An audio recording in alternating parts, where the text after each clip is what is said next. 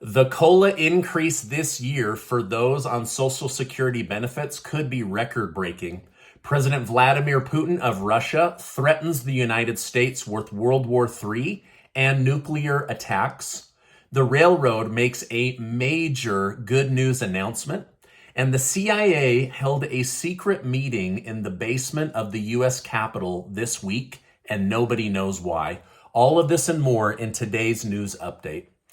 Russia has just threatened World War III if Ukraine becomes part of NATO. Ukrainian President Zelensky has been trying to join the alliance for months now, but has not been accepted due to constant threats from Russia and Vladimir Putin. Zelensky is now trying to form an unofficial NATO-type alliance that would guarantee security from the United States and other allies, basically almost like a mini NATO through the protection of the United States using American tax dollars. But Russia's Kremlin quickly responded with dangerous threats. The Kremlin stated, if the agreement is enacted, it would be a prologue to World War III, and that a nuclear holocaust would likely follow. They said something about, you won't know what heat's like until you see cement melt. Now, that's a big threat that only involves nuclear warfare, and so things are definitely getting heated between Russia and the rest of NATO alliance members. Now, the entire war started because Putin has been telling NATO for years that he did not want Ukraine to join their alliance, as Ukraine right now acts as a buffer between Russia and Europe. But they didn't listen. And so they started saying things like, well, yes, we'll let you in and become a NATO member. And then Russia launched their special operation or war against Ukraine. And you know the rest, right? Now, as you know, Russia and China and Iran are meeting today in person along with other nations. This is the first in-person meeting between Russia and China, and it's already coming out that China is very concerned about this war with Ukraine. Now, the United States was specifically and purposely unincluded from this multi-nation meeting. However, something big is going on. 2 days ago, it came out that there was a last-minute secret emergency meeting called between the top 8 members of Congress and the head of the CIA, or Center for Intelligent, the Central Intelligence Association. Now, they met in a secure skiff in the basement of the U.S. Capitol, right? Like, I don't know what to make of this, a secret meeting between the head of the CIA and the 8 most important members of Congress. Now, this was urgent and it was secret, but we don't know what the meeting was about. My guess is it has something to do with Russia and China, but this was a secret meeting that just happened a couple of days ago. Now, in some really, really good news, the railroad strike involving over 100,000 union members has come to an end via an accepted agreement. This is really good news. Like this story had me scared this week. Now, if the agreement was not reached, supply chains would have become clogged and it would have disrupted the entire U.S. economy. Thankfully, after 20 hours of negotiations, a deal was reached at the final hour. President Joe Biden reportedly communicated to both sides of the negotiation aisle before the deal was reached. To celebrate, President Biden stated, these rail workers will get better pay, improved working conditions, and peace of mind that their health care costs, all hard-earned. So basically, the federal government had to step in and go to bat for these workers in order to avoid a complete freeze up and lockdown of the U.S. supply chain issue. The stock market is trying to shrug off the biggest stock drop since the beginning of the year. After the inflation data showed that life in America is becoming more expensive, not less expensive, and the Federal Reserve is not bluffing and will raise rates again. They've been waiting for Jerome Powell to say, just kidding, and lower rates, but he's not doing that. Now, I saw a big push of money out of speculative stocks over into dividend-paying stocks and also energy stocks.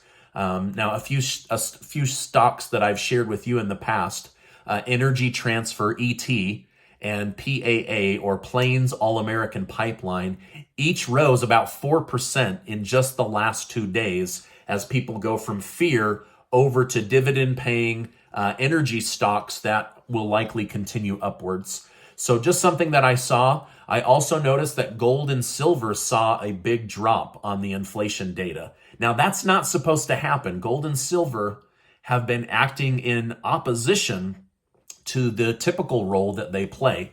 So this leads me to believe, like many other big holders of gold and analysts, that there is some kind of market manipulation happening. And many believe that gold and silver is being held down by the big banks like JP Morgan, who just got in trouble for manipulating silver markets in order to allow banks and the wealthy to get into gold and silver at a cheaper price. And then we should see a huge bump in 2023 as inflation cools and the US dollar becomes weaker, that gold will shoot back up. Now, one positive thing that might come out of all of this out of control inflation would be next year's COLA increase for those on Social Security Administration benefits. According to the Senior Citizens League, the COLA increase could be between 8.7 and 9.6%. I know it would be a huge carrying cost for the federal government, but would also be a huge blessing for those that receive these monthly benefits. A rise in monthly income coupled with a decrease in inflation in the future could be a helpful combination. So I'm just really hoping that this comes true, and I'll continue to monitor this story for the older members of my community and those that receive SSA benefits. Despite harsh crackdown on oil and gas, President Joe Biden has just showcased his love for gas-powered supercars in Detroit, Michigan. He was able to test many electric cars, but when he was asked which was his favorite, he said, I love the Corvette. It's a beautiful car, which is a gas-powered supercar. So he does still love gas-powered cars as he tries to transition the country towards more electric-based cars. California Democrats are getting massive hate from Republicans for their unwillingness to debate publicly ahead of the midterm elections. Multiple Republican candidates have challenged their Democrat challenger to a debate only to say, we're not going to debate you publicly.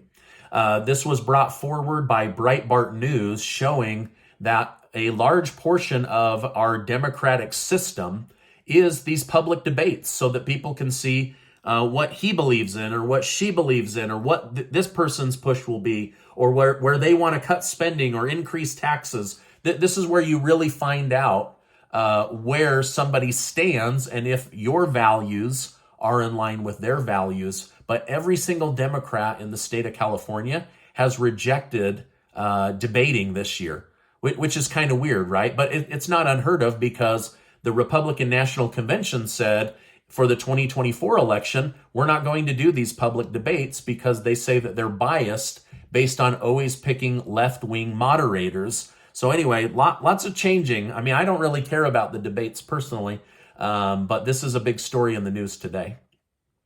We are all aware of President Biden's harsh words and stance against MAGA Republicans, but Representative Tim Ryan might have taken it too far, according to the news. He said we need to kill and confront MAGA movement and extreme Republicans. Now, I'm not a politician. I'm also not an election strategist, but I'm not sure it's the wisest move to talk about killing your party's opponent because they think differently than you. So he's taking a lot of heat for saying we need to kill and confront MAGA Republicans. So anyway, this is a heated debate, right? And so anyway, he may have gone too far with his words. Senator Joe Manchin was asked his opinion on the vice president, Miss Kamala Harris, declaring with authority that the southern border was safe and secure. This is what he had to say. It's wrong. She's dead wrong on that. And I have said this, if we don't secure, I voted every time for the wall, but we need the wall and a lot more technology, more agents. The 2013 immigration bill was still the best piece of legislation, I think, that we've ever had before us. We couldn't get it passed through the Republican House at the time because of some politics involved there, and people were shouting the word amnesty. That piece of legislation would have corrected everything we have going wrong. But for anybody, the vice president, the president, anybody to say that our borders are secure is not accurate. I've been there. It's wrong. So he basically came out and said, listen, we have a major issue at the border, and he wants to go back to some old legislation, 9 years old, 2013, which he says the Republicans blocked at the time. So anyway, he's kind of leaning more towards we've got to get this border crisis figured out. And he went in direct opposition to President Biden and Vice President Kamala Harris, saying the border is safe and secure and that it's not a problem. While the governor of Texas has been sending migrants to cities like Washington, D.C., Chicago, and New York, Florida's Governor Ron DeSantis has taken a different turn. He has started sending planes full of illegal immigrants to Martha's Vineyard in Massachusetts. This is where former President Barack Obama has his big multi-million-dollar home on the beach. He says that, yes, Florida can confirm the 2 planes with illegal immigrants that arrived in Martha's Vineyard today were part of the state's relocation program to transport illegal immigrants to sanctuary destinations. So he's basically saying, we haven't done anything wrong. Democrats have declared these are safe sanctuary cities, and so we're just trying to get these immigrants to these safe sanctuary cities. But we all know that this is all about calling attention to our leaky southern border. Let me know your thoughts on this. Is this revenge? Is this a smart move? Is this exactly what we should be doing, or is this counterintuitive? Let me know your thoughts in the comments down below. All right, now lastly, this is a weird story. The Lancet report, which is like one of the most trusted medical reports in the world, originally posited that COVID-19 was leaked from a biolab in Wuhan, China, but then fell under tremendous amounts of pressure and resorted to saying that COVID came from bats in China, even though to this day, 2 years later, they have not found a single bat with COVID-19. Now, this same report, the Lancet report, is claiming that COVID may have leaked from a United States biolab, and the United States quickly shifted the virus over to China in order to shift the blame onto a different country. So I have no idea where COVID came from. I would like to know, as it disrupted all of our lives for multiple years. However, the Lancet report saying one thing and then backtracking and then saying the opposite kind of leaves me confused and also very doubtful of their credibility at this point. But I don't know. Let me know your thoughts in the comments. Did COVID leak from a United States lab, and now we are trying to secretly shift the blame over to another country?